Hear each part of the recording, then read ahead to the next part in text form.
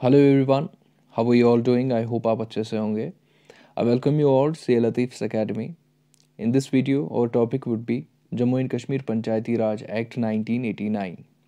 Video को start करने से पहले मैं आप सभी लोगों को ये चीज़ बताना चाहूँगा, अगर आप इस टॉपिक को गवर्नमेंट ऑफिशियल वेबसाइट की डॉक्यूमेंट से पढ़ना चाहते हैं तो उस डॉक्यूमेंट की लिंक मैं आपको वीडियो के डिस्क्रिप्शन में दूंगा और आप वहाँ से भी गो थ्रू कर सकते हो। और अगर आप डिटेल में पढ़ना चाहते हो, वो 80 पेजेस के अराउंड है, तो वो आप पढ़ सकते हो। ठीक है, तो उस वीडियो में आपके काम की चीज़ें क्या है, उस डॉक्यूमेंट में आपके काम की चीज़ें क्या है एग्जामिनेशन पॉइंट ऑफ व्यू से, वो हम इस वीडियो में डिस्कस करेंगे।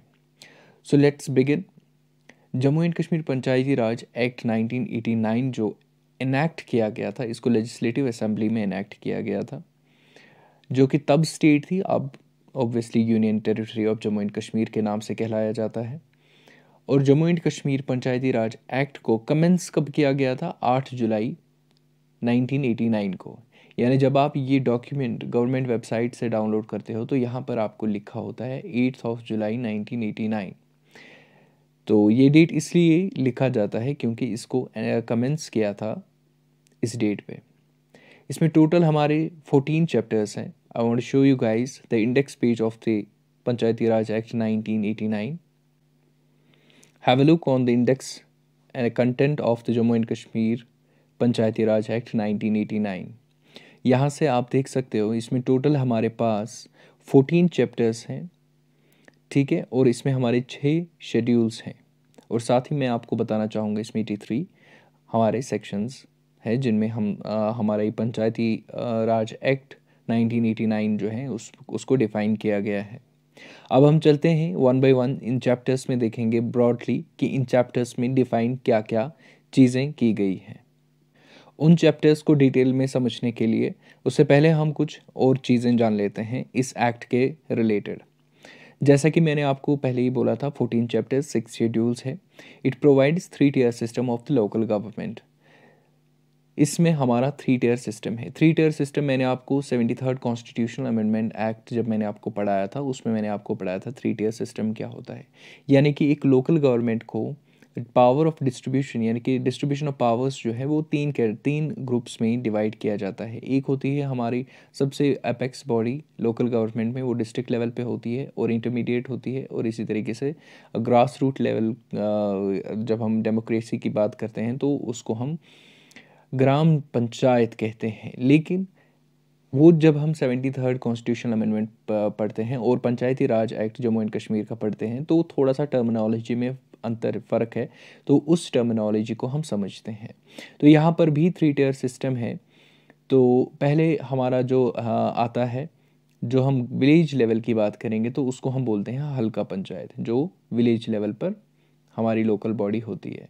और इंटरमीडिएट पे होती है हमारी ब्लॉक डेवलपमेंट काउंसिल। और फिर अपेक्स बॉडी जो होती है वो होती है district planning and development board, जिसको फिर 2020 में अमेंड इस एक्ट का जो अमेंडमेंट हुआ था 2020 में, उसमें फिर उसको रीनेम किया गया था, फिर रखा गया है डिस्ट्रिक्ट डेवलपमेंट काउंसिल यानी कि डीडीसी के नाम से उसको अब जाना जाता है।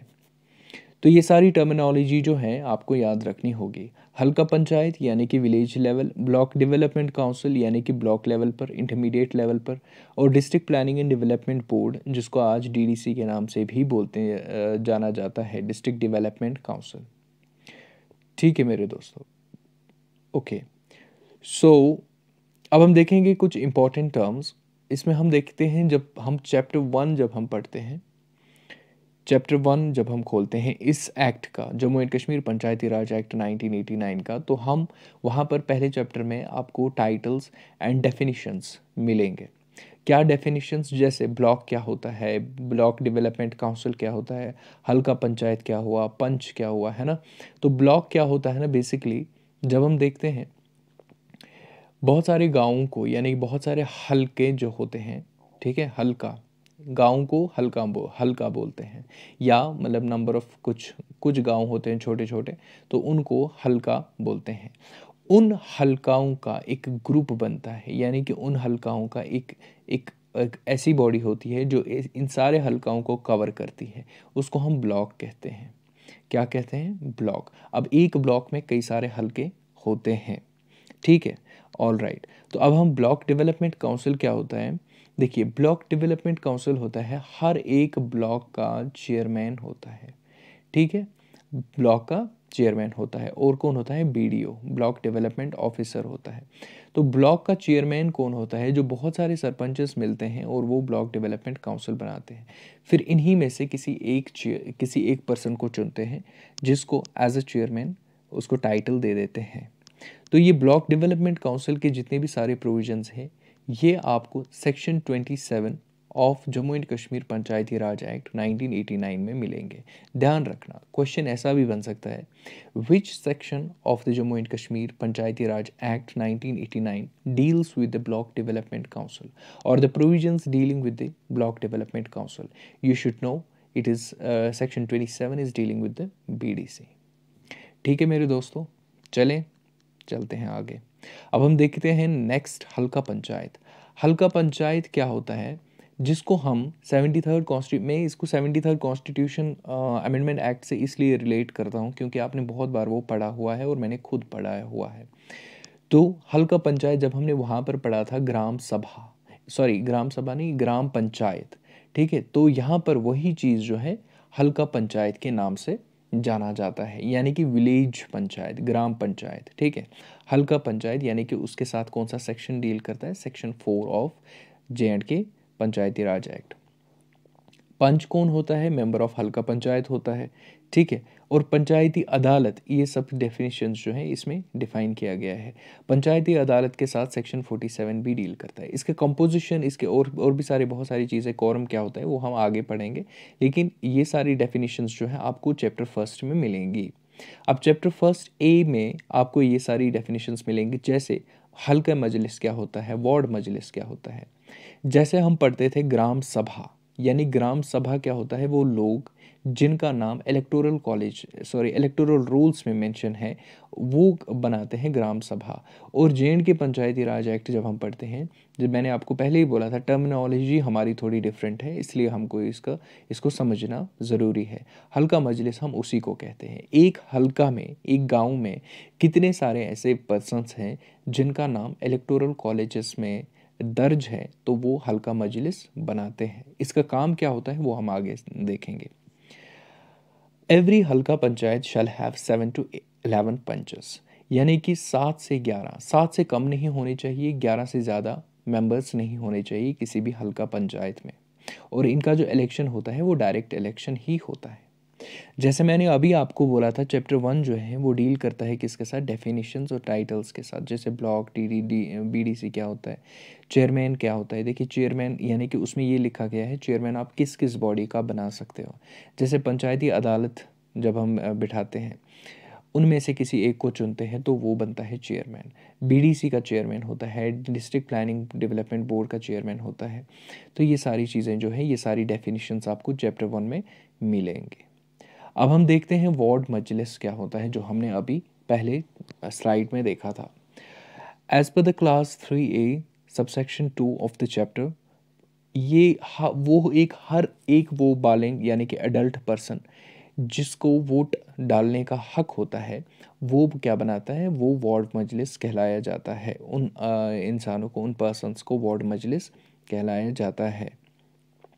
वार्ड मजलिस कम से कम 3 महीने में एक बार तो इनकी मीटिंग होनी ही होनी चाहिए। इनका काम क्या होता है? To promote the literacy, education, health, child care and nutrition.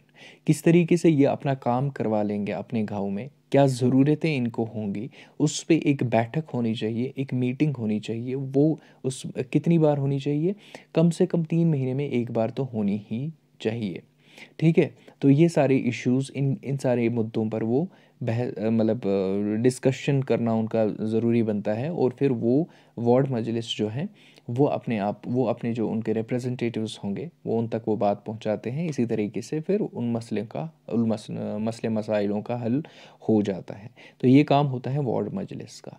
अब हम देखते हैं हल्का मजलिस। हल्का मजलिस सेम ही होती है, सिमिलर होती है। देखिए हल्का मतलब ये गांव में होती है, ठीक है, विलेजेस में होती है हल्का मजलिस। अब एक गांव में वो सारे पर्सन्स जिनको वोटर यानी कि वोट डालने का हक होता है, जिनका नाम इलेक्टोरल रोल्स में मेंशन दर्ज होता है, उनको हम क्या बोलते हैं, हल्का मजलिस बोलते हैं। दे शल बी एटलीस्ट टू, कम से कम 6 महीने में तो एक बार इनकी मीटिंग होनी ही होनी चाहिए। ठीक है, साल में इनकी 2 बार तो होनी ही बनती है मीटिंग, यानी कि क्या मसले मसाइल है वो ये सब बहुत सारी चीज़ों का इनको देखभाल करना पड़ता है, जैसे कि सोशल ऑडिट, क्या काम हुआ है, कितना फ़ायदा हुआ है, तो ये सारी चीज़ें डिस्कशन जो है इस मीटिंग में हो जाएगी। वो कौन करते हैं, हल्का मजलिस करते हैं। ध्यान रखें, जो सेक्शन 3C जो है, सब सेक्शन ऑफ 1, ये सब कुछ जो है डील करता है। 3C जो है डील करता है किसके साथ, हल्का मजलिस के साथ। ठीक है, ओके। अब हम देखेंगे फंक्शंस ऑफ हल्का मजलिस, यानी कि हल्का मजलिस का काम क्या होता है। जैसे मैंने अभी आपको बताया था, सोशल ऑडिट का काम होता है, क्या काम कर रहे हैं, कुछ फ़ायदा हो भी रहा है स्कीम से या नहीं, और कुछ गवर्नमेंट कुछ प्लान्स लाते हैं, कुछ प्रोग्राम्स लाते हैं, तो हल्का मजलिस क्या करते हैं, अप्रूव करते हैं। वो देखते हैं कि क्या ये हमारे गांव के लिए सही रहेगा। तो ये सारा डिस्कशन जो है हल्का मजलिस अपनी मीटिंग में करते हैं, और उसी के हिसाब से अपने जो प्लान्स आते हैं, जो प्रोग्राम्स आते हैं गवर्नमेंट की तरफ से सोशल एंड इकोनॉमिक डेवलपमेंट के लिए, उनको अप्रूव फिर वो बाद में करते हैं। अगर उनको वो सही लगता है तो फिर गवर्नमेंट को बोलते हैं we have no objection, you can implement the plan. तो इसी तरीके से इनका ये काम भी होता है। ओके, अब हम देखते हैं हल्का पंचायत क्या होता है। देखिए, हल्का पंचायत के बारे में जितनी भी सारी डिटेल्स है ये आपको chapter 2 of this act, Jammu and Kashmir Panchayati Raj act में मिलेंगे। जैसे फॉर एग्जांपल चैप्टर 2 के क्लास 4A में डिफ़ाइन किया गया है हल्का पंचायत, यानी कि हर एक गांव में हल्का पंचायत होना लाजमी है।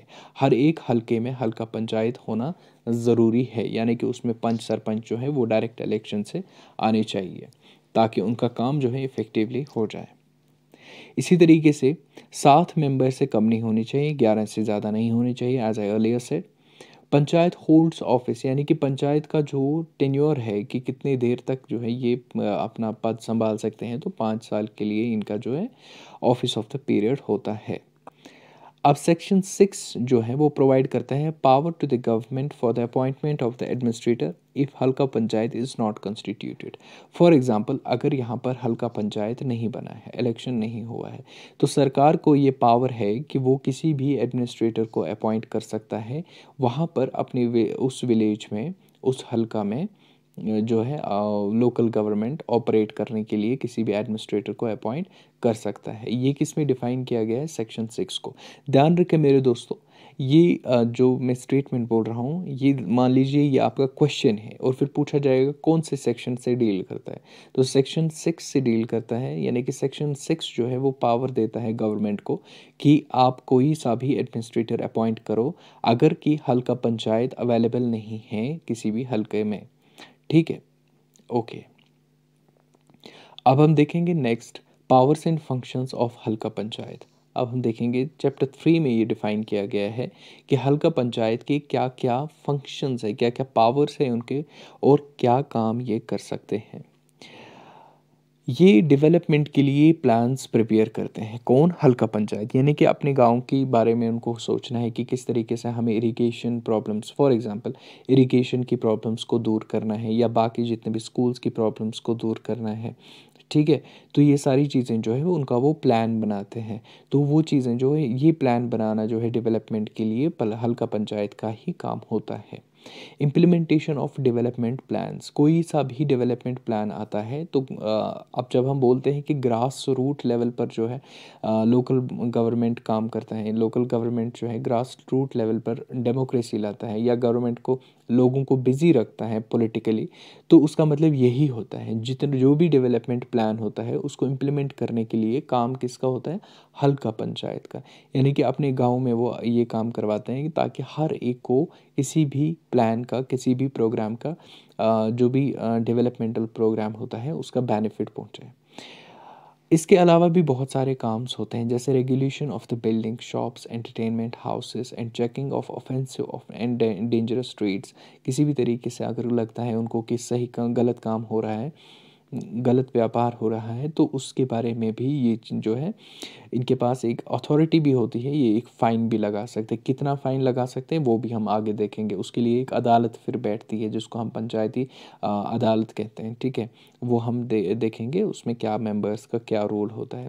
Preservation of fish, vegetables and other जो है पेरिशेबल आर्टिकल्स एंड फूड्स, तो ये सारी चीज़ें इनके इनके काम में होता है। ये सारी चीज़ें आप देख लेना, नॉट मोर इम्पॉर्टेंट। इसमें बहुत मोटे मोटे चीज़ें आपको याद रखनी है। अब हम देखेंगे प्रॉपर्टी ऑफ हल्का पंचायत। हल्का पंचायत की प्रॉपर्टी क्या होती है। जब हम चैप्टर 4 खोलते हैं इस एक्ट की, जम्मू एंड कश्मीर पंचायती राज एक्ट 1989 की, तो वहाँ हम देखते हैं कि प्रॉपर्टी ऑफ हल्का पंचायत बाज़ाब्ता वहाँ पर मेंशन किया जाता है कि क्या क्या प्रॉपर्टी जो है हल्का पंचायत की होती है। अब इस प्रॉपर्टी में क्या क्या चीज़ें आते हैं, for example public village roads, यानी कि गांव के जो जितने भी रोड्स होते हैं तो वो सारी चीज़ें जो है इसमें पब्लिक जो है प्रॉपर्टी ऑफ हल्का पंचायत में आ जाता है। क्या, जैसे कि विलेज रोड्स हो गया, ठीक है, अगर वो किसी और गवर्नमेंट डिपार्टमेंट के अंडर नहीं आता है तो ये चीज़ उसमें मेंशन किया जाता है। इसी तरीके से और भी, जैसे कि फॉर एग्जांपल रबिश, जैसे कि किसी जगह कचरे का ढेर है या सीवेज का ट्रीटमेंट, सीवेज का कोई ट्रीटमेंट सा कर रहे हैं, या गाँव को साफ़ रखना होता है, तो वो भी इनकी प्रॉपर्टीज़ में आ जाता है, इनकी ड्यूटीज़ में आता है कि वो किस तरीके से अपनी प्रॉपर्टीज़ को ख्याल रखें। फॉर एग्जांपल ड्रेन्स का किस्सा होता है कि ड्रेन्स बनाई गई हैं, ठीक है, वो भी हल्का पंचायत ही बनाता है। किसी जगह ड्रेन बनानी होती है और फिर ड्रेन की मेंटेनेंस वगैरह वो कैसे करें, वो भी जो है इनकी ही ड्यूटी होती है। और बाकी जितने भी फॉर एग्जांपल पब्लिक लैंप्स होते हैं या लैंप पोस्ट्स होते हैं, जो स्ट्रीट लाइट्स गाँव में होते हैं, है ना, तो उनकी भी देखभाल करना या उनको रिपेयर करना, उनकी मेंटेनेंस करना, वो सब कुछ जो है इनके हल्का पंचायत की प्रॉपर्टी में ही आता है, तो उन्हीं को वो देखना पड़ेगा। तो ये सब कुछ मेंशन कहाँ पर है, चैप्टर 4 ऑफ दिस एक्ट में। ओके, अब हम देखते हैं हल्का पंचायत फंड के बारे में। अब हल्का पंचायत फंड किस तरीके से, क्या क्या इन्वॉल्व होता है इसमें, जैसे टैक्सेस ये वसूल करते हैं, या फिर इनके पास ये भी अथॉरिटी होती है कि ये लोगों से डोनेशन ले सकते हैं और कंट्रीब्यूशन ले सकते हैं पब्लिक से। क्यों, अगर कोई सा भी ये काम करना चाहते हैं for the welfare of the people, obviously इनके पास गवर्नमेंट फंड्स तो होते ही होते हैं मोस्टली, लेकिन अब वो डोनेशंस और कंट्रीब्यूशंस भी जो हैं ले सकते हैं पब्लिक से, जो कि पब्लिक अगर उनको वॉलंटियरली देता है तो वो ले सकते हैं और फिर उस चीज़ को खर्च कर सकते हैं as per law. Next chapter क्या बोलते हैं, देखिए, जब हम चैप्टर, ये हो गया चैप्टर 4, अब हम चैप्टर 5 की जब हम बात करेंगे तो chapter 5 defines the conduct of business. Conduct of business of what, हल्का पंचायत, यानी कि हल्का पंचायत किस तरीके से अपना काम करेगा, उसको हम बोलते हैं कंडक्ट ऑफ बिजनेस, यानी कि किस तरीके से वो अपना काम कर सकते हैं। और कंडक्ट ऑफ बिजनेस ऑफ हल्का पंचायत के जितने भी प्रोविजंस है वो आपको चैप्टर 5 ऑफ दिस एक्ट में मिलेंगे, ठीक है। Okay, every halqa panchayat shall hold meeting once in a month. कम से कम इनको एक महीने में तो एक मीटिंग करनी ही करनी होगी। ये किस में डिफाइन किया गया है, सेक्शन 4 सब क्लॉज 1 में ये डिफाइन किया गया है। ध्यान रखें मेरे दोस्तों, ये सारी चीज़ें बहुत ज़्यादा इंपॉर्टेंट बन जाती है जब ये छोटे छोटे चीज़ें हैं ना। एसएसबी यही सवालात पूछता है, मतलब छोटे, फिर बाद में बोलते हैं यार एसएसबी की लेवल इतनी लो होती है, लो नहीं होती है, बल्कि वो चेक करते हैं कि आपने कितना पढ़ा है, हर एक चीज़ को आपको टच करना है। तो इसी तरीके से every halqa panchayat shall hold a meeting once in a month. या तो आपको ये पूछेगा कि 24 सेक्शन 1 क्या बोलता है, तो आपको ये स्टेटमेंट याद होना चाहिए, या आपको ये वहाँ से गिवन होगा कि हल्का पंचायत जो है वो एक महीने में तो एक मीटिंग करनी ही करनी होगी। बताइए भैया ये किस सेक्शन में डिफाइन किया गया है, तो आपको टिप ऑफ द टंग ही याद होना चाहिए। Coming to the next, functions of sarpanch and naib sarpanch. अब ये नायब सरपंच क्या होता है, मैं आपको यहाँ पर एक चीज़ बताऊंगा। इसको हम इंग्लिश में अगर बोलेंगे तो इसको डिप्टी सरपंच भी कह सकते हैं। ये पंच में से जितने भी पंच होते हैं किसी भी गांव के, किसी भी हलके के जो पंच होते हैं, उन्हीं में से किसी एक को चुना जाता है as a naib sarpanch, as a deputy sarpanch. तो जब सरपंच अवेलेबल नहीं होगा अपनी ड्यूटी करने के लिए, तब नायब सरपंच जो है सरपंच का काम करता है। अब इनका काम क्या होता है?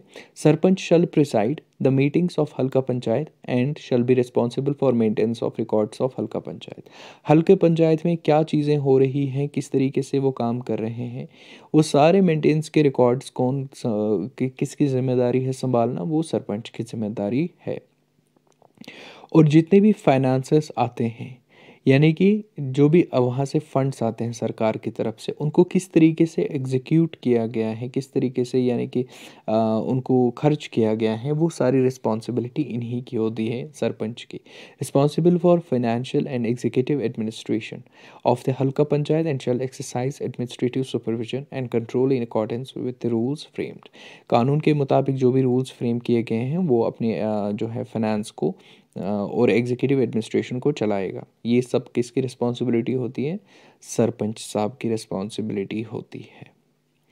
अब हम देखेंगे ब्लॉक डेवलपमेंट काउंसिल। जब हम चैप्टर 6 देखते हैं, सेक्शन 27 में ब्लॉक डेवलपमेंट काउंसिल के बारे में जितने भी प्रोविजंस हैं उनको डिफाइन किया गया है। क्या बोलते हैं? बोलते हैं in every block government should constitute a block development council. यानी कि हर एक ब्लॉक डेवलपमेंट काउंसिल क्या होता है ना कि एक मतलब कई गाँव के जो सरपंच होते हैं, ठीक है, तो वो मिलकर क्या बनाते हैं? एक ब्लॉक डेवलपमेंट काउंसिल बनाते हैं। फिर इन्हीं में से किसी एक को चुनते हैं, वो बनता है इसका चेयरमैन, और फिर उसको हम बीडीसी कहते हैं, ब्लॉक डेवलपमेंट काउंसिल। क्या बहुत सारे हलकों के जो हाँ, हमारे सरपंच होते हैं, वो क्या बनाते हैं? ब्लॉक डेवलपमेंट काउंसिल बनाते हैं। और ये सारी चीज़ें कहाँ पर डिफाइन की गई हैं? चैप्टर 6 सेक्शन 27 में।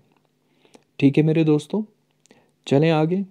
ओके, अब इस ब्लॉक डेवलपमेंट काउंसिल में कौन कौन हो सकता है, यानी कंपोजिशन क्या है, कौन मेंबर्स इसमें हो सकते हैं, ये आपको 27 सेक्शन 3 में, सब सेक्शन 3 में डिफाइन किया गया है।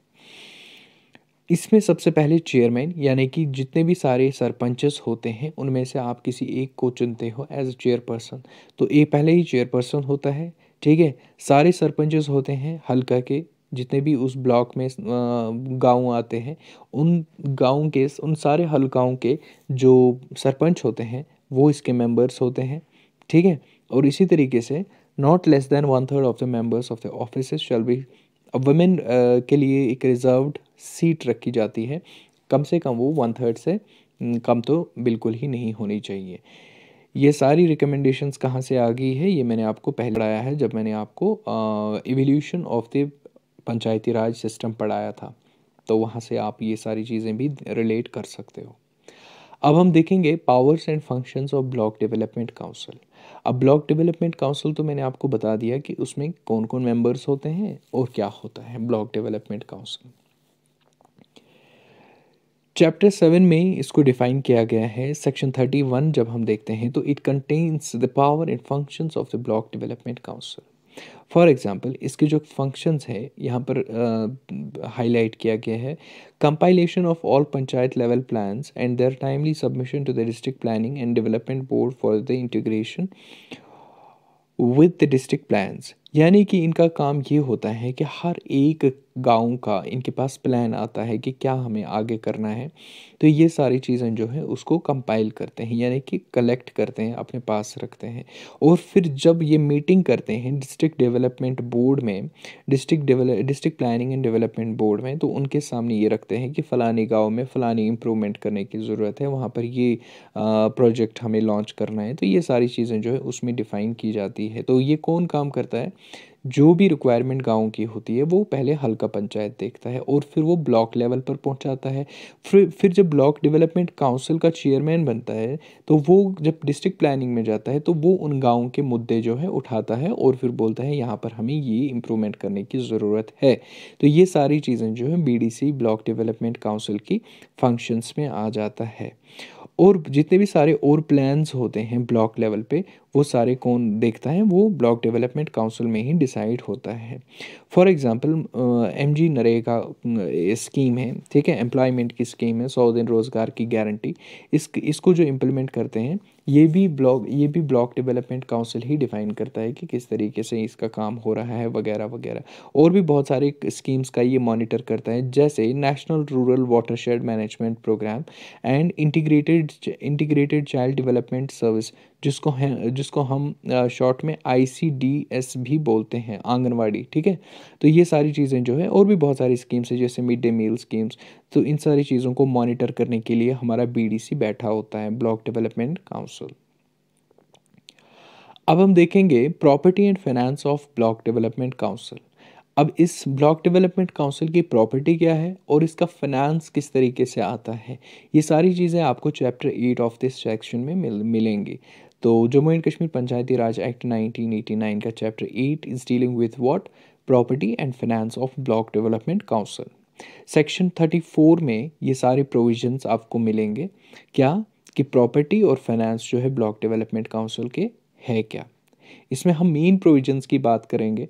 मेन प्रोविजंस क्या है, it shall have powers to acquire, hold and dispose of the property and enter into the contract in accordance with the rule in force. यानी कि इसको एक पावर मिलता है कि ये किसी भी प्रॉपर्टी को होल्ड कर सकता है, डिस्पोज कर सकता है, जो कि इसके मतलब अकॉर्डिंग टू द रूल्स इनके अंडर आता है, किसके, BDC के, ब्लॉक डेवलपमेंट काउंसिल के। इनको ये पूरा राइट होता है कि वो उसको डिस्पोज भी कर सकते हैं, वो उसको एक्वायर भी कर सकते हैं या रख भी सकते हैं।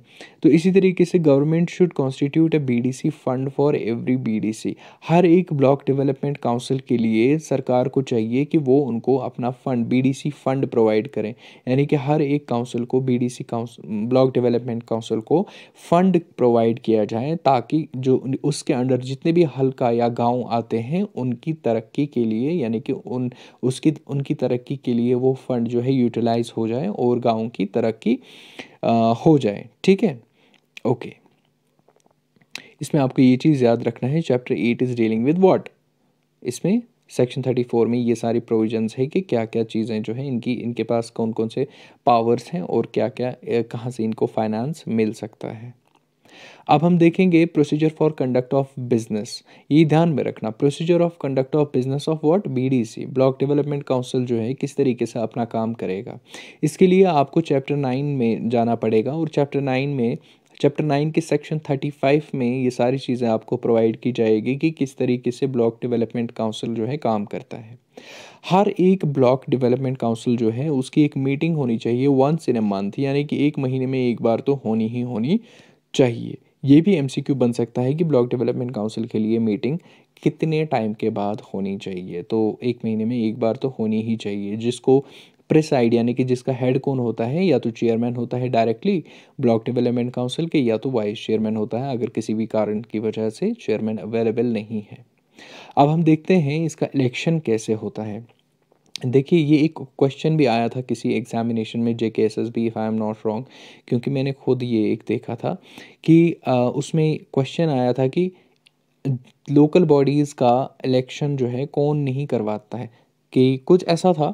तो उसमें आप सभी को पता है लोकल बॉडीज़ का जो इलेक्शन होता है उसमें स्टेट इलेक्शन का ही काम होता है, जो हमारा स्टेट इलेक्शन कमीशन है वही इलेक्शन करवाते हैं। उसमें सेंटर जो इलेक्शन कमीशन ऑफ इंडिया है उसका कोई रोल नहीं होता है, स्टेट इलेक्शन कमीशन ही उसका काम करते हैं। तो इसी को हम देखते हैं। अच्छा, इलेक्शन के बारे में जब हम देखते हैं किस तरीके से इलेक्शन होगा, वो किस चैप्टर में है, आपके चैप्टर 10 में वो मौजूद है। इस सेक्शन के, इस एक्ट के चैप्टर 10 में वो मौजूद है। State election commission as per the section 36, और ध्यान रखें चैप्टर 10 सेक्शन 36 में ये सारी प्रोविजंस आपको मिलेंगे। इसका हेड कौन होता है, स्टेट इलेक्शन कमिश्नर। इसके बारे में आपको थोड़ा सा जानना यहाँ पर बहुत ज़रूरी बनता है, क्योंकि जो अमेंडमेंट हुई है UT बनने के बाद, तो वो चीज़ आपको ध्यान में रखना पड़ेगा, उसमें भी क्वेश्चन बन सकता है। अब ये स्टेट इलेक्शन कमिश्नर कौन हो सकता है। The person should have following eligibilities, कुछ एलिजिबिलिटीज़ है, जैसे कि फॉर एग्जांपल कम से कम वो IAS ऑफिसर होना चाहिए, या तो वो अभी होना चाहिए, ठीक है, या वो रिटायर्ड होना चाहिए। He is holding A post of remained post, या तो वो अभी पोस्ट पे आईएएस के पोस्ट पे होना चाहिए, या वो रिटायर अगर होगा आईएएस का तो वो भी स्टेट इलेक्शन कमिश्नर बन सकता है। ठीक है। या किसी भी सिविल सर्विसेज में अगर वो कंट्री के सिविल सर्विसेज में उन्होंने काम किया होगा, या स्टेट के किसी सिविल सर्विसेज में उन्होंने काम किया होगा, जिनकी रैंक कम से कम कमिश्नर सेक्रेटरी की होनी मतलब के बराबर होनी चाहिए, तो वो ही इस पोस्ट के लिए एलिजिबल होंगे। कम से कम कमिश्नर सेक्रेटरी एक बहुत बड़ा पोस्ट होता है, हर एक डिपार्टमेंट का हेड जो होता है वो कमिश्नर सेक्रेटरी होता है। फिर उसके बाद जो है मिनिस्ट्री की लेवल्स वगैरह आती है, एडवाइज़र वो बाद में देखें, ये एक बहुत बड़ा पोस्ट होता है। तो कम से कम वो इस कमिश्नर सेक्रेटरी जो है गवर्नमेंट का होना होता था, तो तभी वो स्टेट इलेक्शन कमिश्नर बन सकता था।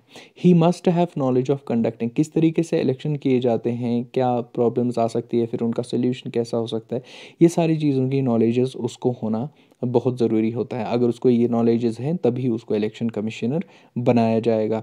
If a person is appointed by the state election commission he will receive pension and other post retirements. अगर कि स्टेट इलेक्शन कमीशन एक इलेक्शन कमिश्नर को कमिश्नर अपॉइंट करता है, तो उनको ये सारी फैसिलिटीज़ मिलेंगी। एक तो उनको रिटायरमेंट के बाद पेंशन भी मिलेगा, और जितनी भी रिटायरमेंट के बाद बेनिफिट्स मिलते हैं एक ऑफिसर के, वो सारे उनको मिलेंगे अपनी ड्यूटी के बाद, जब वो रिटायर हो जाते हैं। और एक चीज़ आपको याद यहाँ पर रखनी है कि ओथ, जब वो स्टेट इलेक्शन कमिश्नर जो है वो जब मतलब ओथ लेते हैं, यानी कि अपना जो कहते हैं ना शपथ लेते हैं, तो वो चीज़ जब वो लेते थे स्टेट में, तो वो गवर्नर के सामने लेते थे, या गवर्नर किसी और एक पर्सन को अपॉइंट करते थे ये काम करने के लिए, तो उनके सामने वो जो है ओथ लेते थे। कौन? State election commissioner.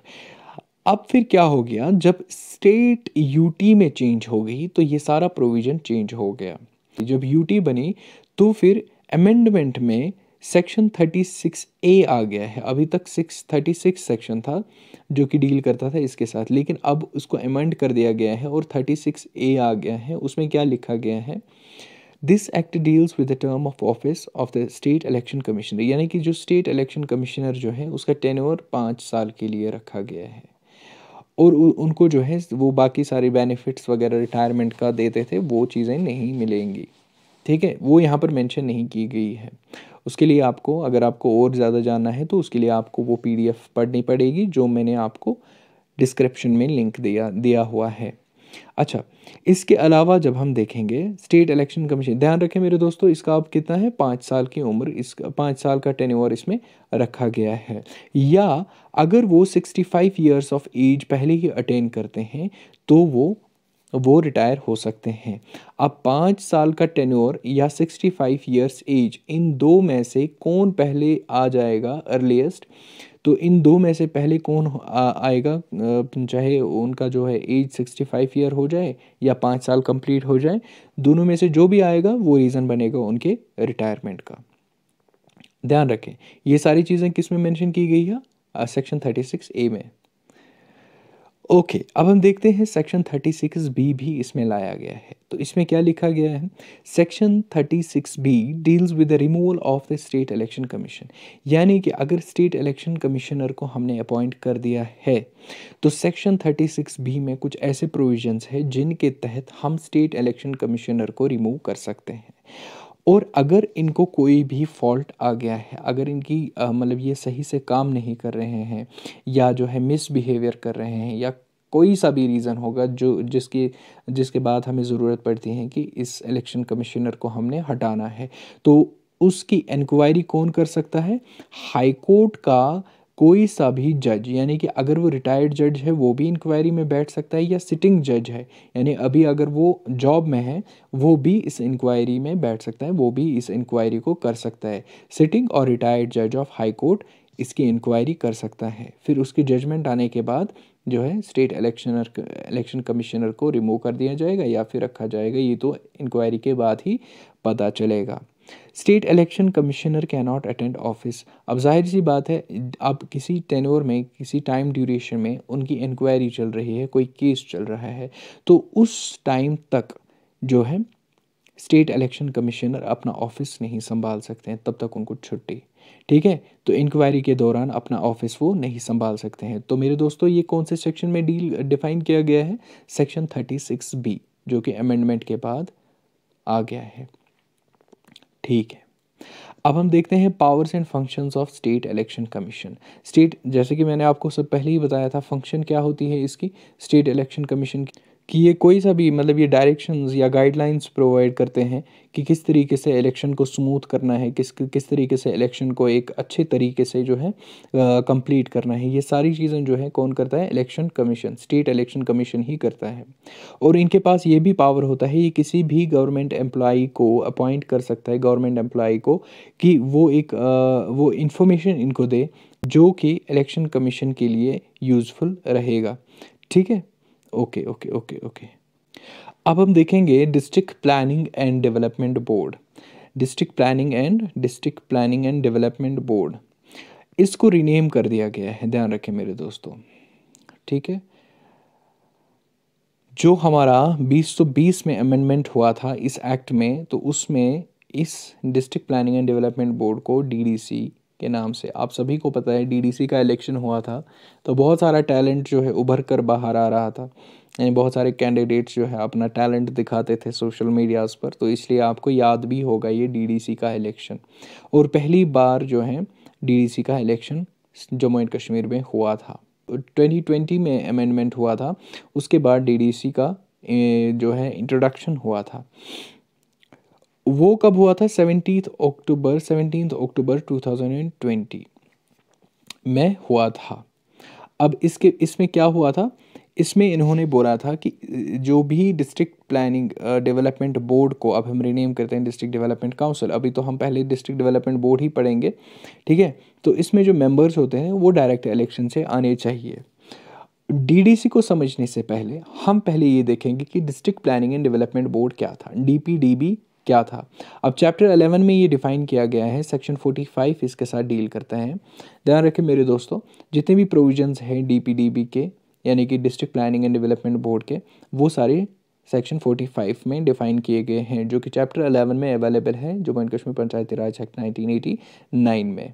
उसमें अब डिस्ट्रिक्ट प्लानिंग डेवलपमेंट बोर्ड किस तरीके से काम करेगा, यानी कि ब्लॉक डेवलपमेंट काउंसिल के जो मेंबर्स होंगे, बहुत सारे ब्लॉक्स के मेंबर्स होंगे, तो उनके जो चेयरमैन होंगे वो बनाते हैं क्या? District planning and development board. इसी तरीके से और भी यानी कि जो उस एरिया के एमपीज़ होते हैं, मेंबर ऑफ पार्लियामेंट्स होते हैं, मेंबर ऑफ लेजिस्लेटिव असेंबलीज होते हैं, प्रेसिडेंट म्यूनसिपैलिटी के प्रेसिडेंट होते हैं, या किसी भी टाउन एरिया के कमेटी के डिस्ट्रिक्ट प्रेसिडेंट होते हैं, तो वो सारे जो हैं ये district planning and development board बनाते हैं। अब उस पर्टिकुलर डिस्ट्रिक्ट में डेवलपमेंट के लिए क्या क्या इकदाम उठाने पड़ेंगे, वो सब कुछ जो है यही डिसाइड करते थे। और इस डिस्ट्रिक्ट प्लानिंग डेवलपमेंट बोर्ड का चीफ एग्जीक्यूटिव ऑफिसर सीईओ कौन होता है? डिप्टी कमिश्नर होता है, डीसी होता है उस डिस्ट्रिक्ट का। ठीक है, कौन होता है chief executive officer? Deputy commissioner, यानी कि हम उसको क्या बोलते हैं? डीसी को अक्सर डिस्ट्रिक्ट डेवलपमेंट कमिश्नर भी बोलते हैं, डिस्ट्रिक्ट डेवलपमेंट कमिश्नर भी बोलते हैं। तो ये सारा है, ये क्या है? कॉम्पोजिशन है किसका? District planning and development board का। अब हम देखेंगे पावर्स एंड फंक्शंस। चैप्टर 12 में इसको डिफाइन किया गया है, 12 चैप्टर में इसको डिफाइन किया गया है, और जिसके साथ सेक्शन 46 डील करता है, यानी कि सेक्शन 46 में ये सारे प्रोविजंस आपको मिलेंगे। अब इनका काम होता है to guide the formulation of the development programmes, यानी कि किस तरीके से कोई प्रोग्राम लाना है, उसको फॉर्मुलेट करना, यानी कि किसी भी प्रोग्राम को बनाना है, उसको फिर बाद में यानी कि किसी भी स्कीम को अगर आप लॉन्च कर रहे हो तो वो आप किस तरीके से लॉन्च करोगे वो डिफाइन करते हैं, वो डिसाइड करते हैं कौन? District planning and development board ही करता है। और कोई सा भी अगर प्लान होगा, ठीक है, या नॉन प्लान बजट होगा, तो उसमें वो सब जो है, वो प्लान्स जो है बजट के वगैरह, वो सब कौन फाइनलाइज करता है? वो सब फाइनलाइज करता है district planning and development board ही फाइनलाइज करता है। और फॉर्मुलेट भी यही करते हैं, यानी कि बनाते भी यही हैं, और अगर कोई ब्लॉक से उनको आता है तो फाइनलाइज भी यही करता है। ठीक है, ये फॉर्मुलेट भी कर सकते हैं, ये फाइनलाइज भी करते हैं। फाइनलाइज मतलब कि आ गया कोई प्लान से ब्लॉक से आ गया, किसी भी ब्लॉक डेवलपमेंट काउंसिल से आ गया है, तो उसको जो है फाइनलाइज करने के लिए, उसको अप्रूव करने के लिए कौन बैठा है? District planning development board. और अगर ये खुद भी चाहते हैं कि हमें कोई सा भी प्लान जो है वो एनैक्ट को इम्प्लीमेंट करना है, तो उसको फॉर्मुलेट भी यही कर सकते हैं। ठीक है, ओके।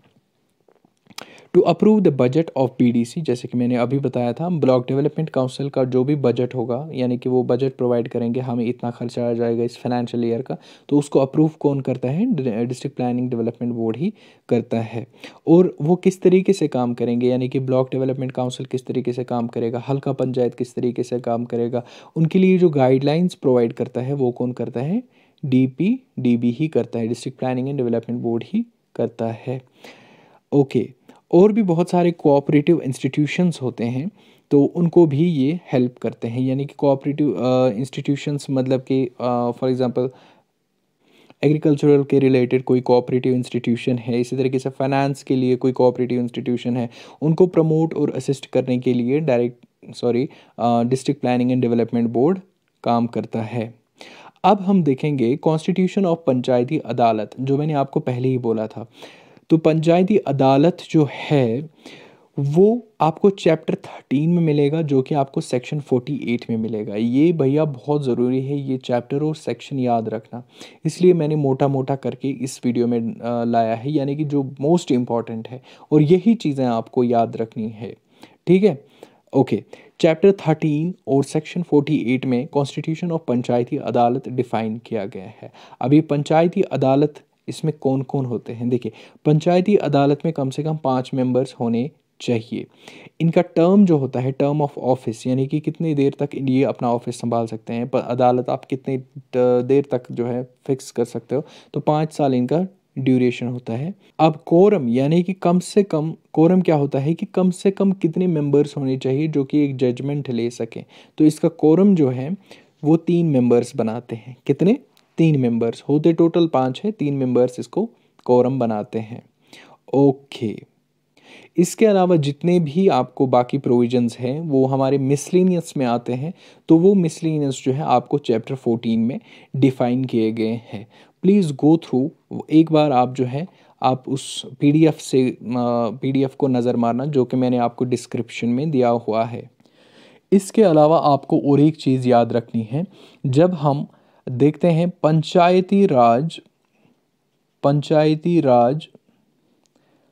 रूल्स 1996, भैया ये जो पंचायती राज रूल्स 1996 है ना, इसको सेक्शन 80 में डिफाइन किया गया है इस वाले एक्ट में।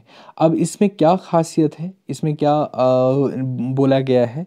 ये एक अलग से एक रूल बुक है, इसमें टोटल हमारे 11 चैप्टर्स हैं, जिसमें हमारा एडॉप्शन ऑफ, इसमें इसका काम क्या होता है, यानी कि पंचायती राज रूल्स जो हैं ये क्या डिफ़ाइन करता है। इसमें आपको एडिशनल डिटेल्स मिलेगी कि किस तरीके से जो सेल्फ लोकल गवर्नमेंट है उसके पास क्या पावर्स है, क्या फंक्शंस है, फाइनेंस किस तरीके से वो ले सकते हैं, इलेक्शंस कैसे हो सकता है, तो ये सारी चीज़ें जो है आपको यहाँ से भी मिल सकती है। अगर मुझे पॉसिबल हुआ तो मैं आपको इसकी लिंक भी वीडियो के डिस्क्रिप्शन में दूंगा। ठीक है, तो इसको भी आप एक बार देख लो।